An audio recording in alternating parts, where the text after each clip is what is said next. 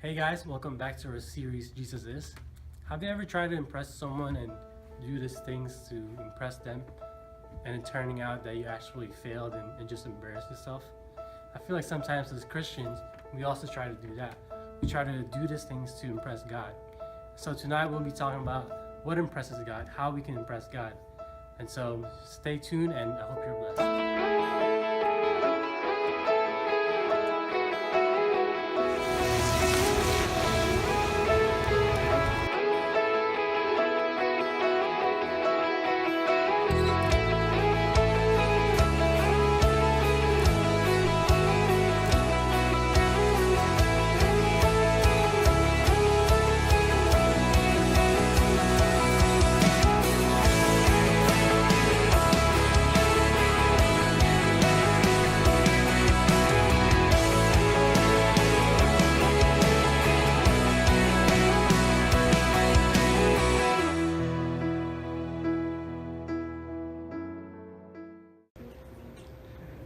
How you guys doing?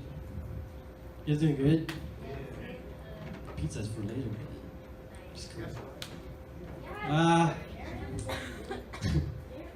I'll be honest, I'm so exhausted, dude, right now. Dude, like today was just the longest day at work. It was so long, and after work, I was ready to kind of just go into my mode again to kind of just prepare for tonight. And then my mom tells me that I have to drop her off to Santa Clara to Marriott for something with my dad. And I was a little grumpy, but I took her. And I'm just exhausted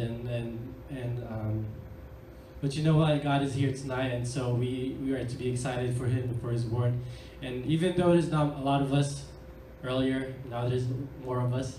And there could still be more, and even though that's a little, I know for you guys it's kind of like, oh man, there's not a lot of people, but don't be discouraged because God is here and you guys are here for Him, right? And just like those songs we sang, and we are here for your presence, so for His presence, and so He will be here tonight for sure because you guys are here. So don't be discouraged, and I hope that you guys are blessed by the message tonight. So let's get started. So we are in part, I don't know what part, 6, 7 of our, what series are we talking about? Jesus is. Alright, so let me just start with asking you guys this question. I wish Roman was here, I would know the answer. But how many of you have tried to impress someone?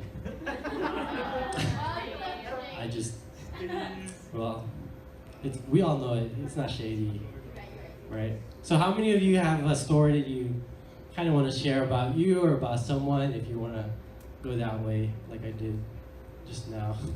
How many of you have tried to like impress your friend, your crush, your teacher, your parents, or something?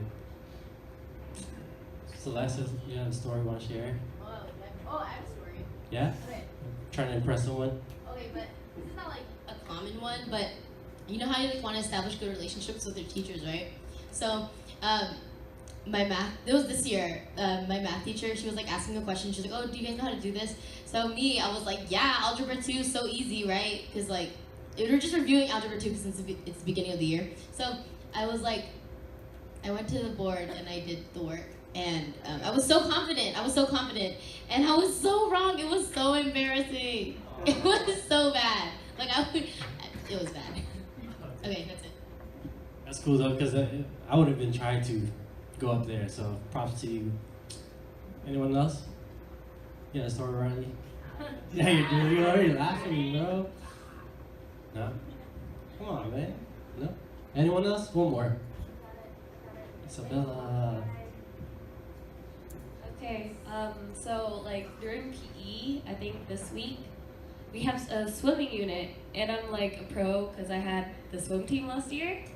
So all my friends, the whole like intermediate and advanced group went into the 17-foot pool, and so they're like, okay, we have these diving boards, and one's 5 foot and one's 10 foot. So my teacher opened the 10-foot one, and my friends are like, Isabella, I dare you to go up there. I dare you to go up there and dive off. And I'm just like, yo, bro, I did this before. I got this. I go up there and it's wobbly. I'm just like, oh no, oh my gosh, I've only done this once. So I'm just like, okay, I got this. I go off and my legs go. I'm just like, whoops, okay. This was supposed to be a pencil dive. I ended up doing a back flop. Man, I should have shown that Filipino dudes. How many of you seen that? Man, damn, I should have. Man, there are Olympics. They were supposed to do like no splash diving, and they would go up there and land on their backs, on their foot. Man, it was crazy. Xavier, you got something? Oh, we want to hear it. Come on, you got something. Nah? One more. Anyone else? Y'all want Franny? Want to share? Oh my god! I don't know. I always try to. I think for me, it's like I always try to impress people way back. So it didn't really matter what it was. If it was a girl, or if it was just friends. I try to show off too. That's just basically what it is. All right. Oh, hold up! I got one. Hold up. All right, so this one's a little personal, but there was in high school, it was senior year. I don't know which one to choose. I got two off the top of my head. So all right, I'll do both then. So first one I want to think of is so there was this girl that I thought was mad cute or whatever, and if y'all know me, you know that I have the hardest time talking to women, and I had no, like, I'm not gonna sit here and lie, I got no game. The only reason I talk to girls is if they're in my class or someone introduces them to me. I don't just walk up and start talking to girls. I don't know how to do that. So I had this idea. I was like, all right, I got this photography project. I got to do a portrait. So essentially what it is you interview someone. I never interviewed them. I just gave them the paper. I was like, answer these questions and write them down and give them back to me, and then I'll take pictures of you. That sounds creepy, but you get it. So I walked up to this guy. I told my friends, because my friends, I told my group, like, yeah, I'm going to go ask her. And they're all hyping me up. And so I go over there, right? And I asked her, I was like, yeah, so I got this photography project. Would you be down to help me with it? She's like, yeah, sure.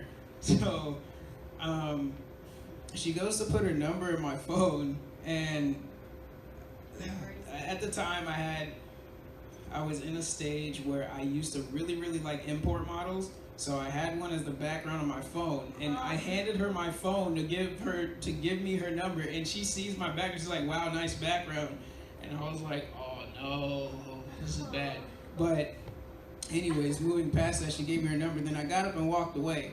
And I had a table that I sat at. All of them started clapping as I walked away. I'm like, what are y'all doing? Like, this is not that important. They blew it out of proportion, and I bet she felt bad about it. So that was just weird. And then the other one was, there was this, I'm sorry, this is bad. There was this girl in independent studies that a friend of mine introduced me to. We never really met in person, but we just texted each other. And I don't know why, but well, actually I do know why. I was trying so hard to impress everybody and make them think like, oh, I got a girl that might like me. So I went and I showed like 3 of my friends, and after I got to the 3rd one, they were just like, dude, are you showing everybody this, or what's the deal? I was like, no, I'm just showing a couple people. I was lying. I had showed, you know, a good number of people before that, and it was like, oh, okay. But yeah, so that's it. And I felt stupid after it, but it's all good though.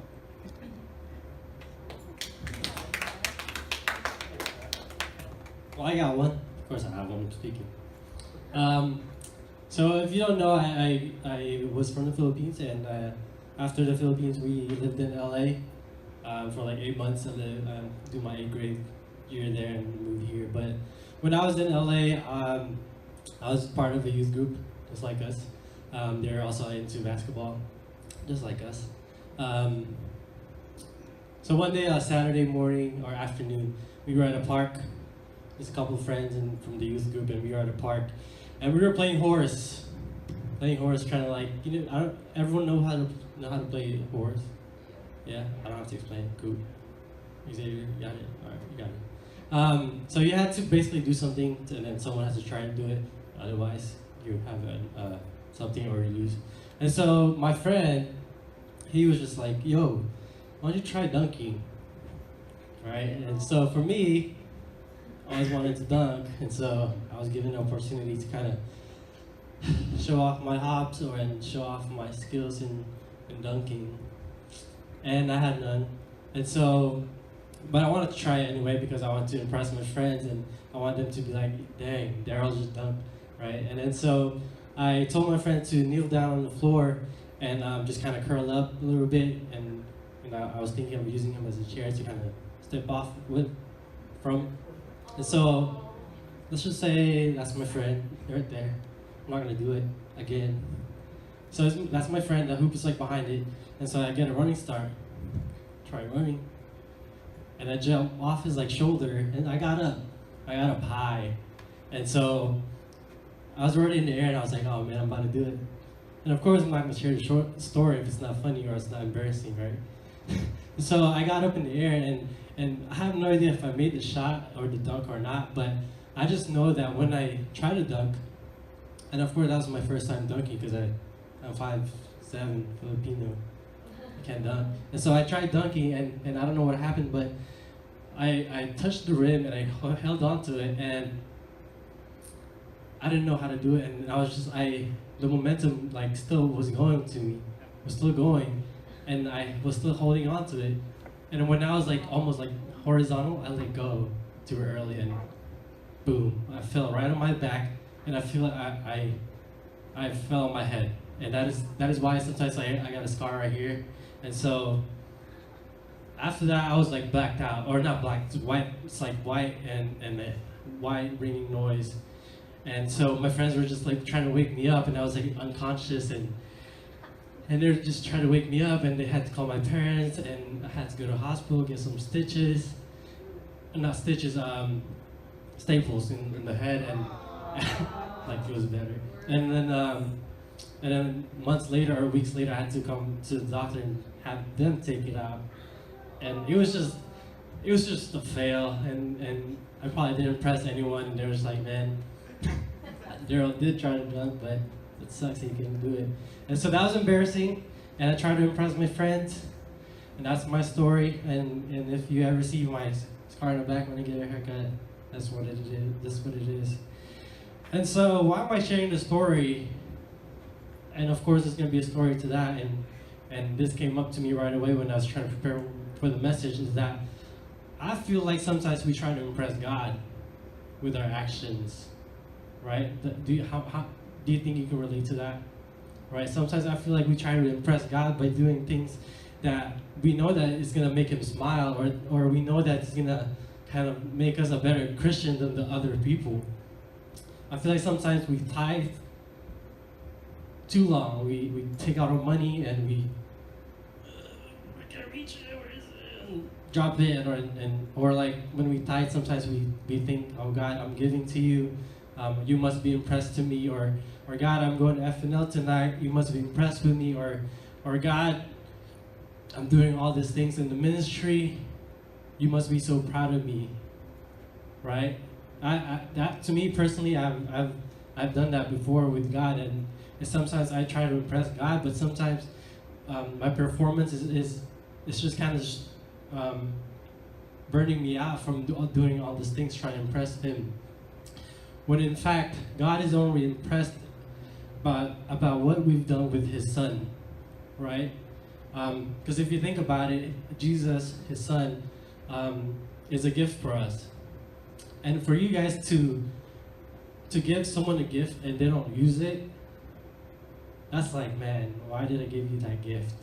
Why did I like spend my money and wrap this gift and give it to you when you're not even going to use it, right? So I feel like sometimes God, that's what God is looking for. You know, He gave us His Son for us to to have a relationship with, to have a bonding with, and so that we can worship His Son, so that we can be saved. But sometimes we don't even take that, but we try to do other things so that we can impress Him, when God is only looking for us in our hearts to see where is Jesus in our hearts and how close we are with Him. Amen. And so, I'm gonna open up with our verse for tonight. There's a couple of them I might introduce you guys later.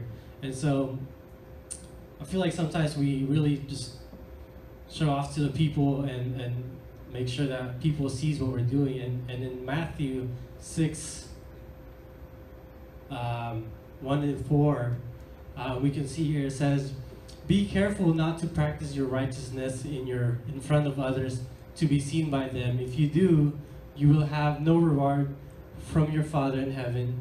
So when you give to the needy, do not announce it with trumpets as the hypocrites do in the synagogues and on the streets to be honored by others. Truly, I tell you, they have received their reward in full.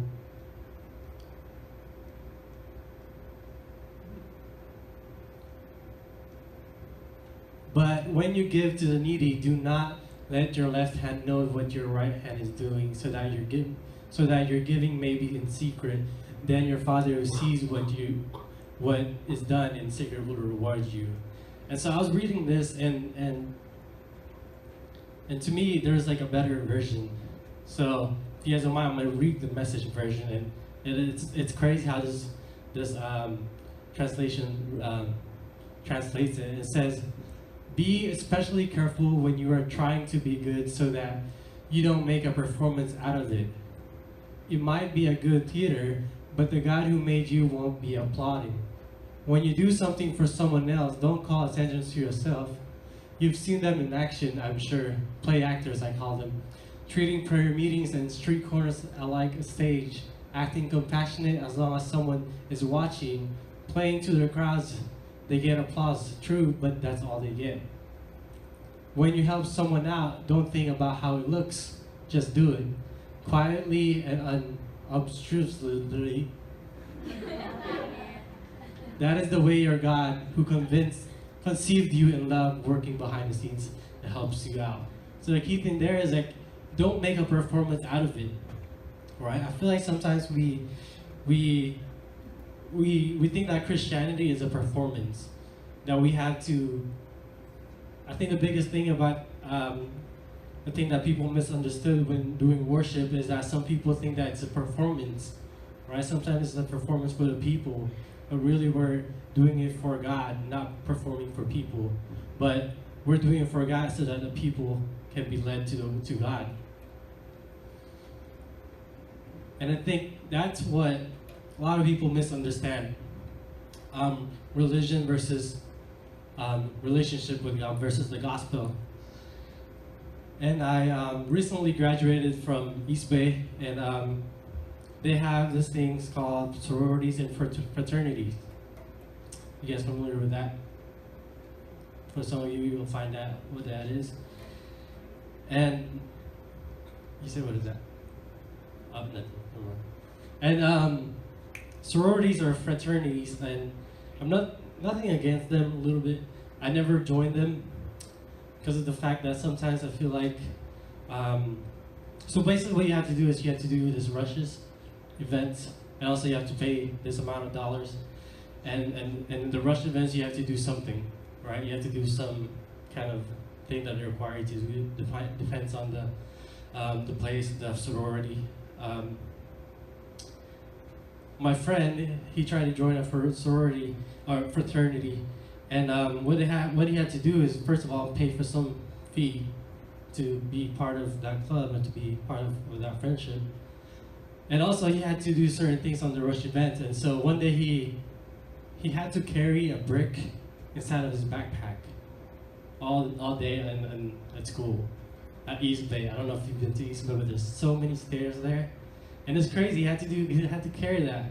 And also, like, during the rush events, I can see some like freshmen doing these things, you know, just out in the public, just so they can belong to this club or to this certain people.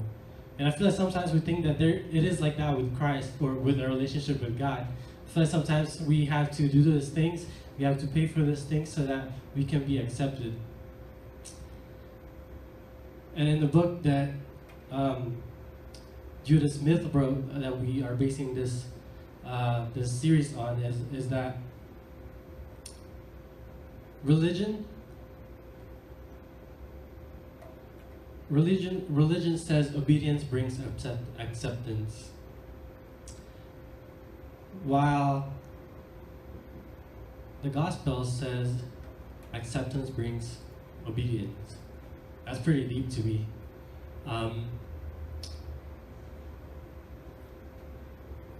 You see, with religion, it says that we have to obey, we have to do certain things.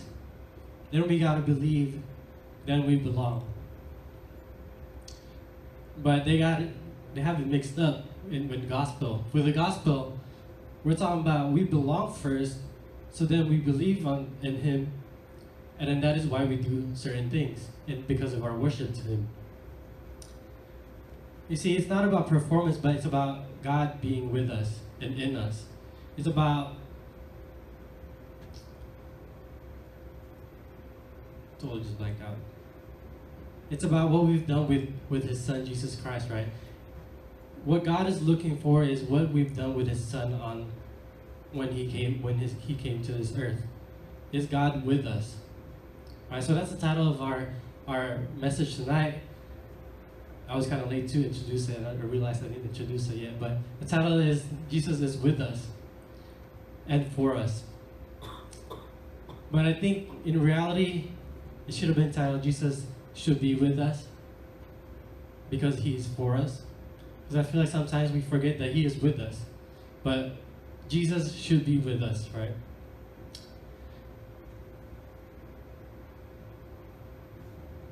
In Ephesians 2, 8 to 10, it says, "For it is by grace you have been saved, through faith, and this is not from yourselves. It is the gift of God, not by works, so that no one can boast, for we are God's handiwork, created in Christ Jesus to do good works, which God prepared us in advance for us to do."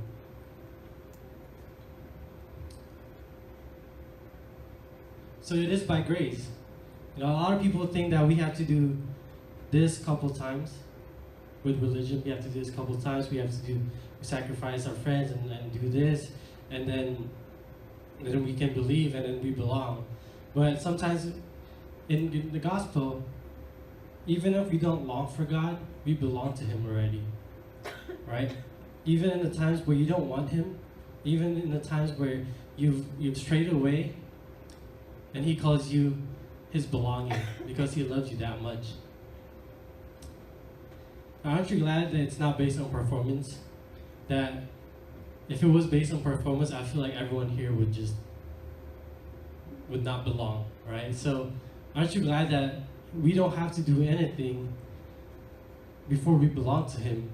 But even before we were born, we already belonged to Him, and He called us His, right? And so if tonight you're still going to be talking about the performance of, if you still want to believe that our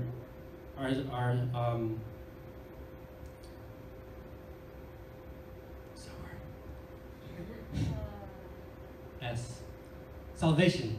There you go. No, shit. If you're still gonna think that our salvation should be based on performance, I think you still got it mixed up. And if you're still eager to argue to me that it's about performance, then okay, let's talk about performance. Then let's see, how have you been doing with your walk?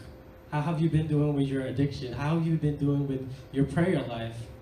You know, it's really just, it's kind of just setting us up to a failure when we talk about performance.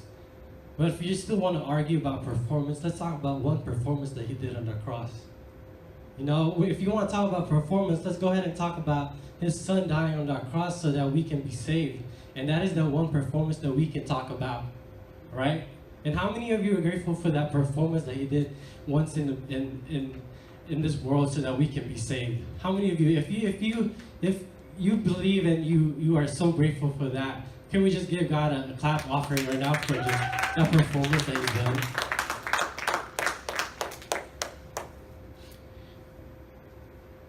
So I'm gonna do this illustration with you guys. I've seen it online, so I'm gonna copy it. Some of you may have seen it, but that's cool. So I got a Little Caesars box. What's your guys' favorite pizza? Okay, hold on. What's that? Chicken garlic?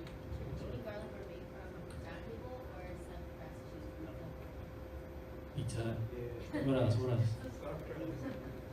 Meatloaf? Meatloaf? What else? Hawaiian.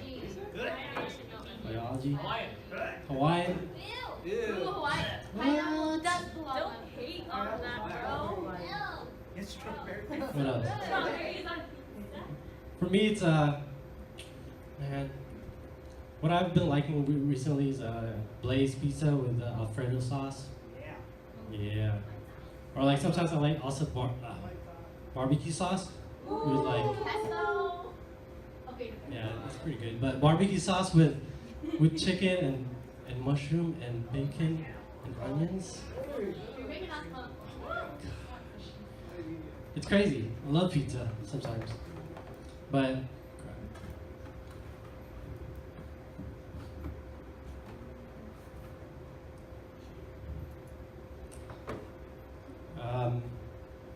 So just imagine one day you want to get your favorite pizza, right?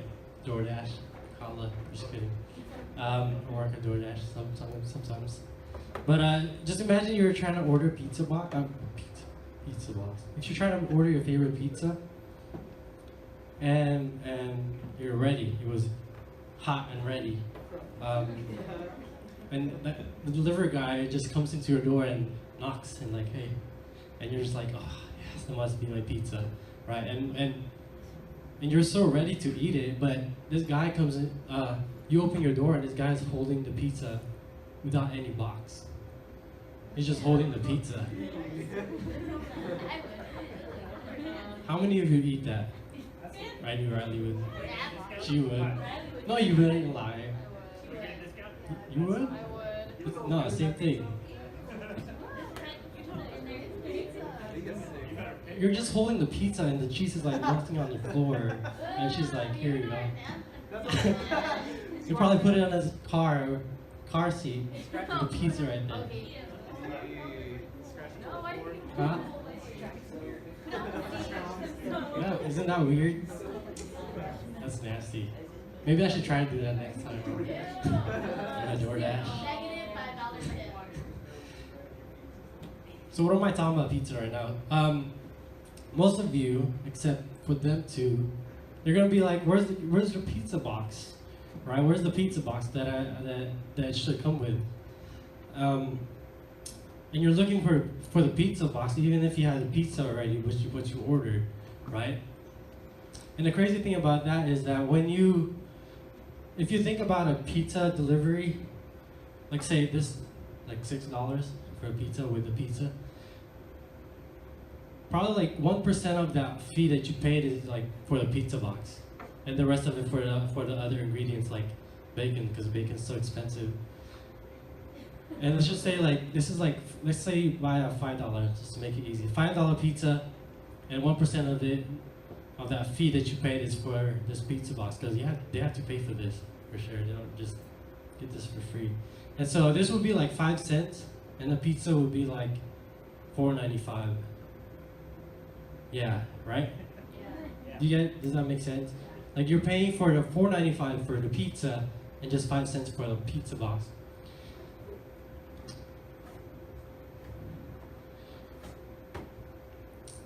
This pizza box is worthless, right? It's just 5 cents. But if your pizza didn't come in this box, then the order is not complete, except for them two, right? And I feel like sometimes our actions and us sometimes is like this pizza box. You know, we can do all these things for God, but if we're not doing it for the right purpose, it's worthless.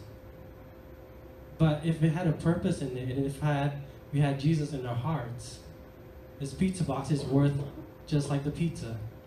So it's the value of the pizza that makes this pizza box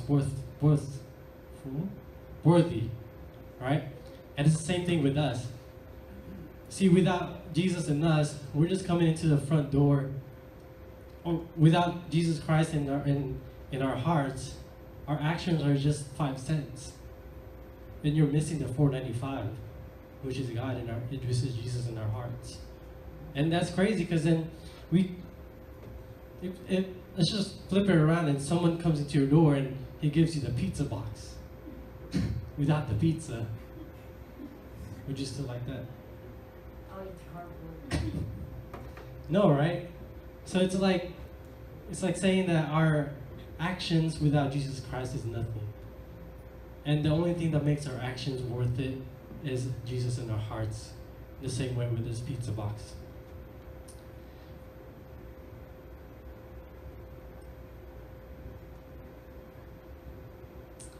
And you know, sometimes we feel like, just a weird transition, but I feel like sometimes we're so confident in our actions, that we think that as I do this, that's good enough, and that you're like self-confident when you worship God and when you do all these things. But the crazy thing about that is that we are self-confident. That means that we're confident in ourselves. But ourselves are ever changing. But why don't we change our self-confidence to be God confident? Because God is with us, right? They're like transition world. But I'm about to close because we have some pizza there, because I was talking about pizza and now we're hungry, but some of you guys already ate the pizza. And so I could call John. I wanna bring you guys and focusing to God right now, and to think about your performance. And not only with your performance, I want you guys to think about why you do those things. And so I want to challenge you guys tonight that your actions that you guys do may be purposeful, not just a 5-cent action, but a $4.95 action that is full of purpose, and you do it because of Jesus Christ. And so if you could just close your eyes, and I'm gonna pray for you guys, and I'm gonna lead you guys in prayer, and I pray that you guys may just be honest with God right now, to just kind of test yourself and see where you've been with the walk of life with Jesus Christ. And if some of you have been doing all these things for God, trying to impress Him without the right purpose, because you've been so distracted that you want to impress God, I want to bring you guys back to Jesus Christ and His performance, not your performance. Because His performance can change the lives that have devoured any sin and conquered the death. And if God can do that with His performance, His presence in your life can be changed. And the things that you do can have a bigger impact in this world. And so let me pray for you guys. Heavenly Father, Lord God, there's people here tonight that are hungry to worship you, Lord God, that are hungry to serve you, Lord God, as I am, Lord. Lord, Heavenly Father, forgive us for the times when we just do things because of us, and we want to do things because it feels right for us, and we forget that it is for you, Lord God. And forgive us for the times when we forget that you gave your Son for us, so that we can be one, Lord God, and that is why you're impressed with us. So, Lord, tonight we want to rededicate ourselves to you, Lord God. We want it to be you, Lord God. We want to be God confident, Lord God.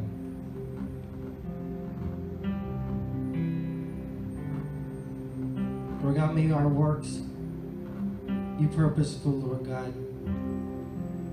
And may you be the reason why we're doing all these things, Lord God.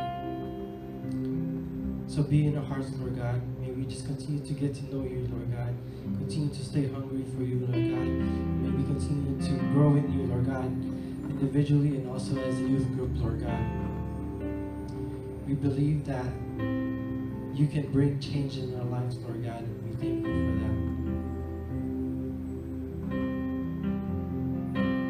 that. So thank you, Father, for being with us, Lord God, and being for us, Lord God. We thank you, Father, for tonight, for being here, Lord God. And we hope that we just glorify you, Lord.